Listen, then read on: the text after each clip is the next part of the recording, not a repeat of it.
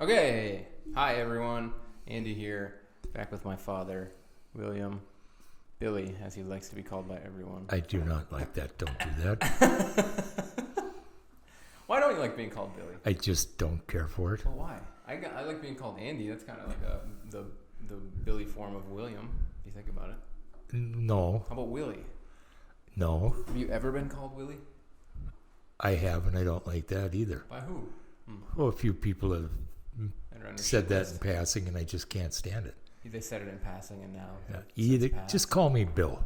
I don't like Billy. But I want to get into it. It makes me sound like I'm a 5-year-old kid, and I don't care for that. You realize you have a nephew named Billy, right? I don't call him that. I call him Bill. You've called him Billy. I think you called him Billy when we were talking just now in the kitchen. No, I didn't. We didn't even talk about them. Speaking of what we're talking about, what do you want to talk about today? Well, you're going to tell...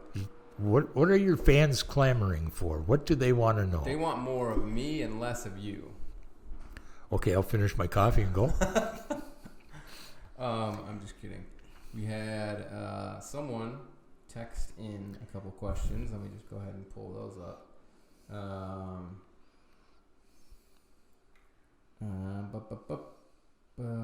Okay, got it. Okay, that one. Cool. Okay, I'll have to come back to that. All right, so let's talk drugs, street drugs. What are your favorite? I don't know a lot about them because I never worked in narcotics. Okay. Did you work Vice? No. What about all those cool jackets you had? Where did those come from? Those are like Vice jackets. What cool jackets?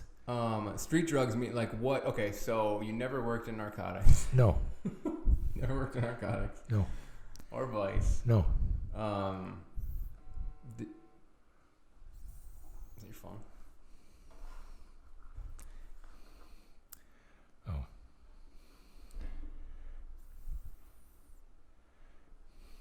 Sorry, everyone. Technical difficulties from the boomer over here.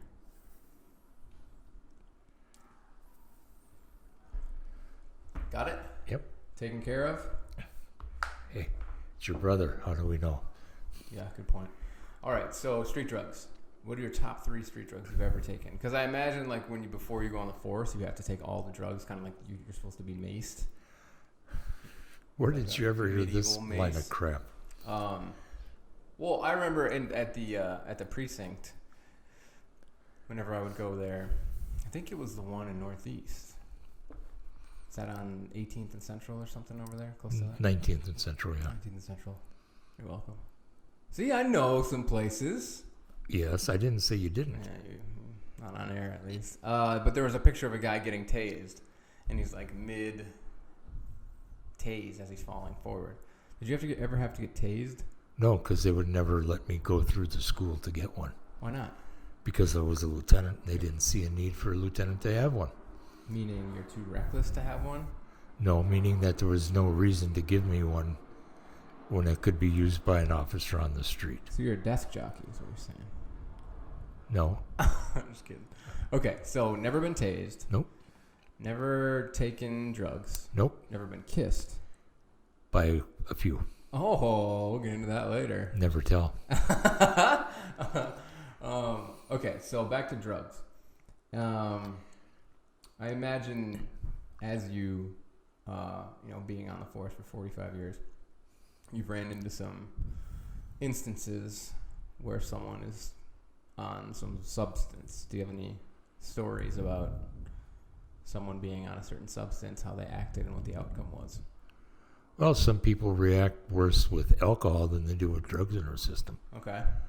But when people have drugs in their system and they don't know what they've taken, they become unbelievably strong. Been there. Go on. And they have no thought process at that time. They're just completely bonkers. Are you talking about a specific drug right now? No, it's a mixture of what they've had in their systems. I don't know what they've taken, but I mean, if someone is super stoned and they also have booze, they're not going to look like Lou Ferrigno in the street flipping over cars. Well, you're talking stoned in alcohol, which is usually marijuana. Mm-hmm. But no, I'm talking about when you get people that have been popping pills and stuff, and you don't know what they've been popping. They don't know what they've been. They don't know what they've been taking, and they become the Incredible Hulk. And it'll take 6 or 8 cops to subdue them.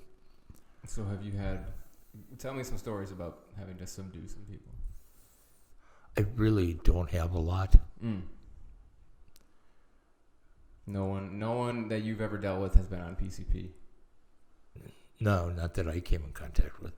Do you have any stories about interactions, whether it's you directly, you commanding people to whatever? No. Work with someone on PCP? I never, I don't know, had the opportunity wouldn't be a really good way to phrase it. But I never worked where there was a lot of that. Mm-hmm. The precincts I worked in the north side, it was all shootings and murders. Okay. When I was in traffic, it was just traffic fatalities and traffic tags. Mm-hmm. And school patrol, it was, hey kids, let's put some tape on that old school patrol flag and get those kids across. And shootings. Not in school patrol. Okay. Then I was in internal affairs, and then I was in homicide. How long were you in IA for? 2 years. How'd you like it? Didn't like the politics. Didn't like the bullshit. It was a job that needed to be done. You weren't the most popular person around. Sure. So Still aren't. Well, that's very true in some cases. Just kidding. Okay, well, the question I was sort of beating around the bush with was from our friend Brent. And he says, see if you can jog your dad's memory about the guy all whacked out on PCP, running through the cornfields, shooting at officers. Now, that sounds like a fun story. For listeners, not people. Well, that was all the DEA in the state. Mm-hmm. And they were doing warrants in outstate Minnesota. Mm-hmm. And the DEA regional office was in Chicago, and they had come up with all these agents and everything. And I think there were a dozen warrants being done simultaneously throughout the state. And they used some SWAT teams to augment their personnel. So MPD SWAT ended up going up to Glenwood, Minnesota. Mm-hmm.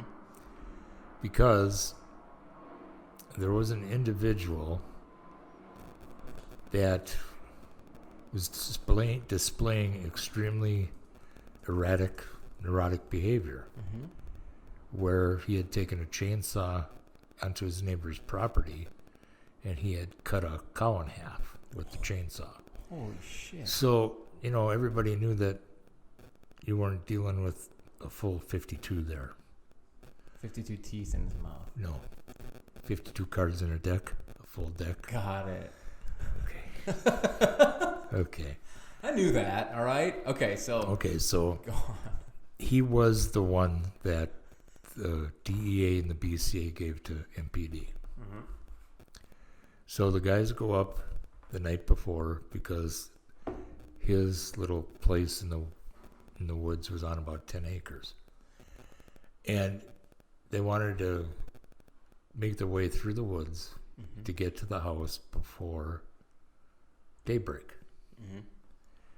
Under cover of darkness. So, but he was up most of the night, whacked out on something, and he didn't sleep at all, so they had to move very cautiously through the woods from the road up toward the house. And I imagine him being on PCP, he's already pretty paranoid. And Oh, I'm sure he probably tried to pull out his eyeballs or something like that. Sure. So they make their way up to the house, and one of my sergeants is crawling in the culvert between the road and the woods. Mm-hmm. And two of the officers had worked their way around the back of the house into like a lean-to farm building. Okay. And they were there, and the sergeant was here, and then all of a sudden, wham, the guy is out in front of the house Mm-hmm. with a shotgun. Mm. And he's yelling, I can hear you out there. I can hear you. I know you're coming for me and all this and that. And he's, pretty strung out. Mm-hmm. So he goes down the roadway to where the sergeant is crawling in the grass between the road. He's in the culvert between the road and the woods. And he sees him coming, but there's nothing he can do right at the moment. He's got to freeze in place. Mm-hmm. So he's down in the ground, and 2 officers come out from the lean-to farm building, and they start screaming at him to get him, because they figured he had seen the other officer and was about to shoot him. Mm-hmm. So they scream and yell to get his attention, and he comes running back toward them, and he's firing a shotgun. Well, one of the officers took a wadding from a shotgun round that hit below his vest and above his belt line. Mm-hmm. Wow. So above his vest, below his belt line? No, above the belt line, below his vest. Okay, so right in the part that's not protected. Right in the stomach. And last week we had talked about this. That's right, yeah. So, and the other officer, who was pretty new to the SWAT team, ended up shooting and killing him. Killing the guy on PCP? Right. Okay. Yeah. Wow. Yeah. Whoa. So what happened to the guy who got shot, the cop who got shot? He didn't. He went into the hospital. There was no internal injuries or anything, just a big red welt from the shotgun round, from the wadding in the shotgun. What is wadding in the shot? What does that mean? The wadding. Well, if you've looked at a shotgun shell, you see the base of the shell.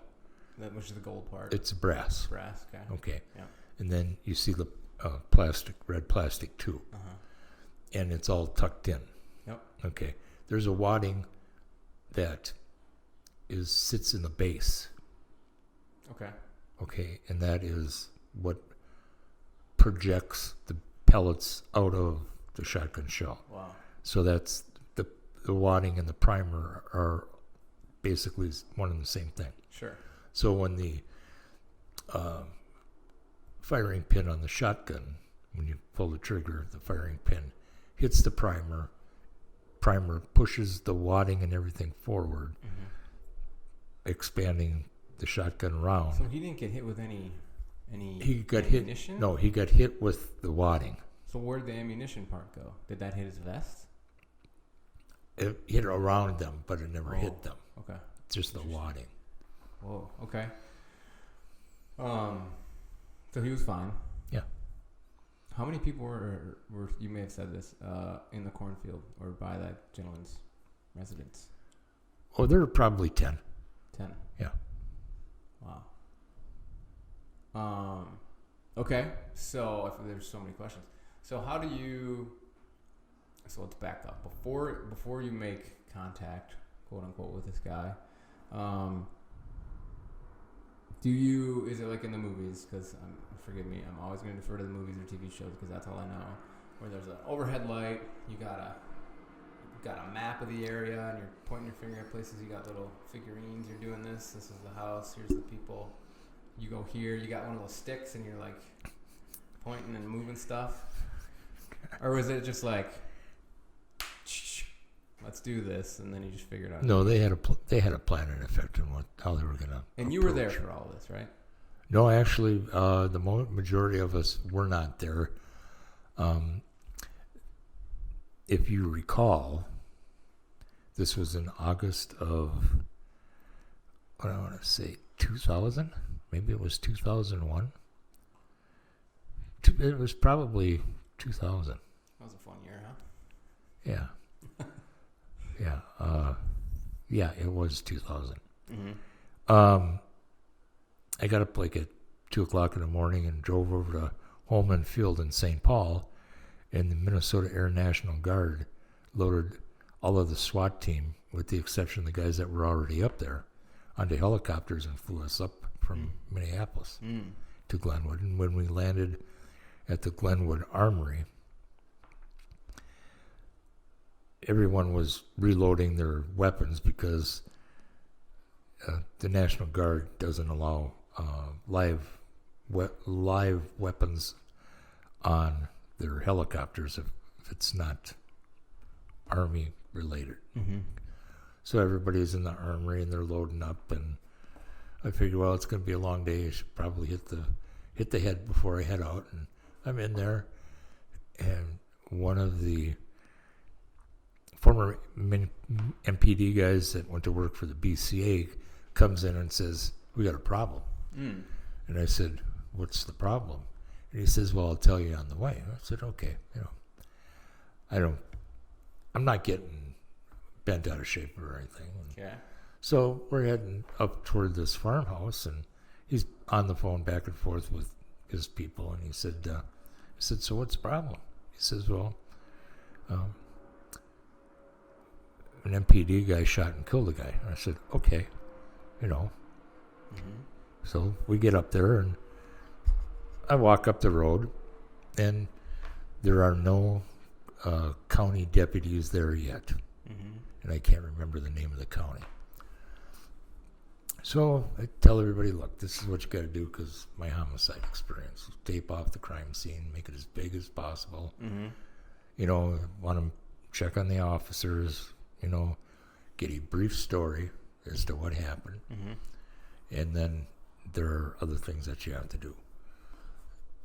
So I get up there, tape everything off, and then I have to call the front office Mm-hmm.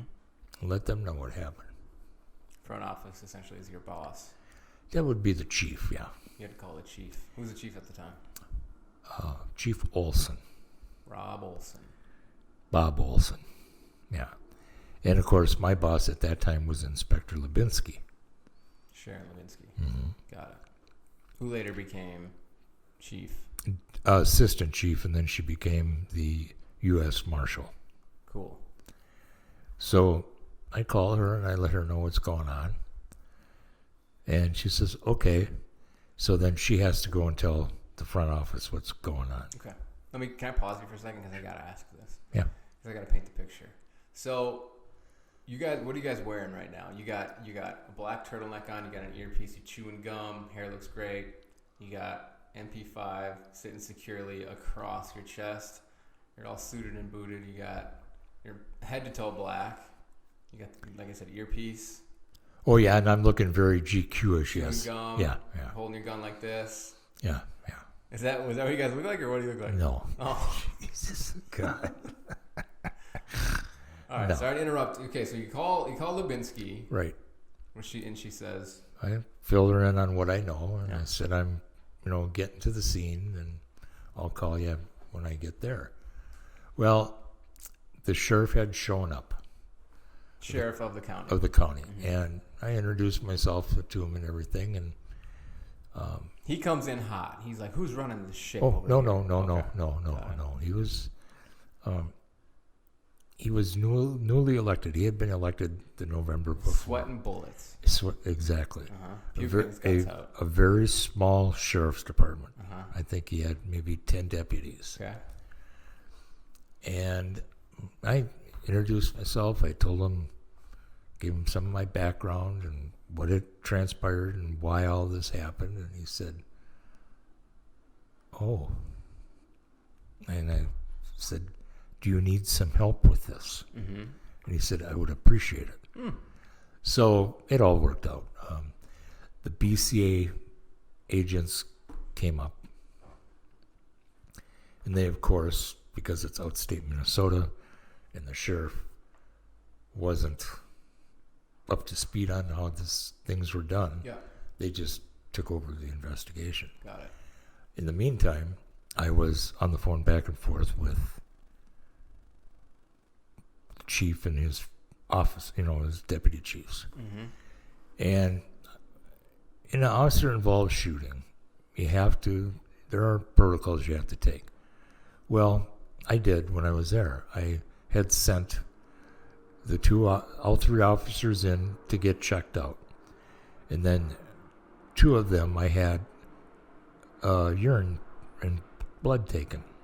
So let me back up. These three officers, the one who gets spotted by the PCP guy, and the two that the PCP guy shoots at. Right. The one who gets hit and the guy who kills him. Right. Those 3 officers are evaled, essentially. Well, you want to make sure that the officer that was in the culvert didn't, get hurt or anything. Sure, yeah. You also want to check the one that did get the shotgun wadding in his stomach. And then, number 3, the shooter, that's the one you got to spend the time with. Mm-hmm. But there are protocols. You have to have a blood draw done on an officer-involved shooting. Mm. Okay, so they got a couple of Minneapolis squads up there because our guys had been up the night before. And I told the one sergeant, I said, take these 2 in, do the blood draw and everything. And, then come back and let me know that they've been taken care of and give me the information so that I can give it to the BCA and the sheriff so they can go and take it and send it in for testing. Mm-hmm. So I get back on the phone with... Lubinsky. No, the deputy chief of patrol. Okay. Who's that? I'm not going to say. Okay. So why would you call the chief of patrol? Deputy chief of patrol. Right. Why would you call this person? Oh, he called me. Got it. Okay. And I explained to him, what I knew and what I had done. Yeah. And he told me that I didn't have the authority to send the officers in to have blood drawn. Okay. And I said, well, excuse me, but I've already done that. Yeah. Because I just needed to get it done. Mm-hmm. Well, I'm going to send up our homicide people. I said, no, Chief, that really wouldn't be a good idea. Mm-hmm. And he said, well, it's our officer involved. I said, but we are not in Minneapolis and we are not in Hennepin County. Sure. So How does that deputy chief not already know that? Like, is that an ego thing? I have alleged issues with my phone. Oh. Oh, that's amazing. So you say, sorry, deputy chief, you're breaking up. Exactly. Can't hear you. Exactly. And so the BCA agents are there. Their second in charge of the BCA is there. And he was the son of a Minneapolis police officer who was shot and killed in the line of the duty, about 4 blocks from you. No kidding. Yeah. 38th and... On 40th and Van Est. Whoa. Robert Fossum was his name. How long ago was that? That would have been, I believe, in 1958 or 59. Whoa. Yeah. So he's the second in command of the BC, and he's up north doing all these warrants. And so I get him over, and I get one of the agents that I know real well that I worked with when we were going through Minneapolis. And I explained to him what the chief said he was going to do. And I looked at both of them and I said, as far as I'm concerned, this is your investigation and we should keep out of it. Mm-hmm. So, second in command of the BCA made a phone call to the front office. Mm-hmm. Said, this is ours, we're taking responsibility. You don't need to send Minneapolis homicide detectives up here. Yeah. So, wow. it all turned out all right. Yeah. Because the Federation guys were there because there are rights. Officers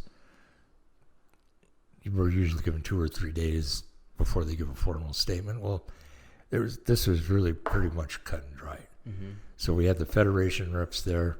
We had the BCA was there. So by the time we all came back later that afternoon, 80% of everything had already been taken care of. Sure. So. Wow. Yeah. There's so many follow-up questions to that. Like, who was Deputy Chief of Patrol? What does he do now? What's his last name? Retired. Well, I want to get to those questions, but we're running up against the clock here. So we're about 25. I feel like the questions will put us over our episode length, essentially. So we'll put a pin in it now. I do want to get back to Minneapolis because I only know the name. I don't know the story behind the name and what your experience is with it. So I want to talk about that. Any final words for this 5th episode of Dogwatch? More. What do you mean by that? You want to keep doing this? Yeah. Oh, cool. Okay, great. All right. Well, we're signing off, folks. Thanks for listening, and we'll catch you in the next one.